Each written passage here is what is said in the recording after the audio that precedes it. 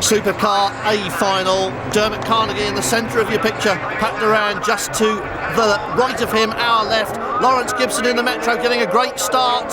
And it is the Peugeot though coming down to grab the lead, or is it? There is the RS200. It's Doran in the lead. A little touch between the two. Gibson and the Peugeot touched in turn one.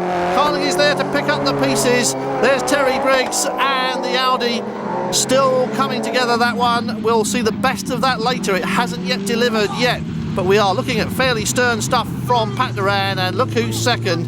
120 dropping back into third place, and Lawrence Gibson fourth. There was bodywork exchanged. It wasn't a Montoya and Schumacher moment though, it was just a racing incident. One of those things that happens in these very busy starts. Remember, it's a non-contact formula, they're not allowed to push and shove.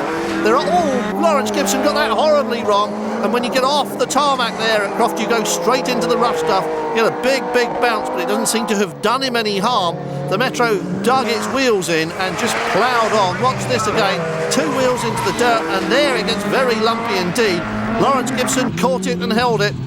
Pat Doran, and is Dermot Carnegie catching him? Hard to say. Terry Briggs looks to be in trouble. Said we'd see the best of that later in the year, but we are still seeing the best from Pat Doran.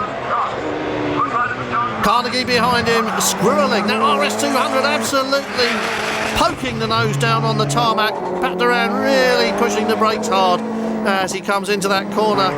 And Lawrence Gibson somewhere behind is putting on some pace. He wants to be up there on the podium as well. It's a championship season for him, but the battle at the front is really between Pat Doran and Dermot Carnegie, who is, I think, getting just a little bit closer.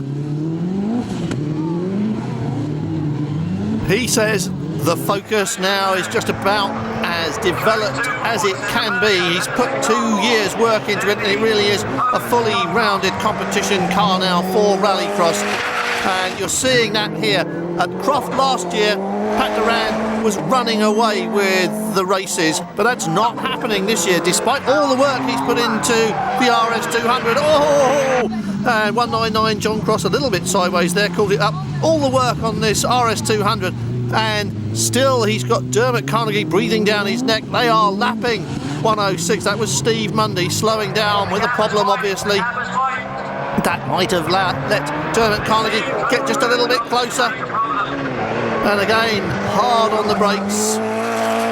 We're really pushing the RS200. Clouds of smoke. Here's McCluskey. He is looking very good. There's Gibson. There's that smoke coming from the back end of that Peugeot. I think there is. Lawrence Gibson still taking that corner with a flourish. There is a lot of smoke coming out of the back end of the 306. And I think we can say that he is in a spot of bother as well. Huge flashes of flame from underneath the RS200. It is the final lap though, so Pat Doran, and it's still very hot up that exhaust pipe. It's been backfiring and spitting flame, but it looks as if the flame hasn't quite gone out. Just gets over the line there, and round comes Dermot Carnegie. Well, something went wrong there, but I'm not quite sure what. Lots of flame from underneath the RS200, but Pat Doran pulls off the first win of the season with Dermot Carnegie right behind him.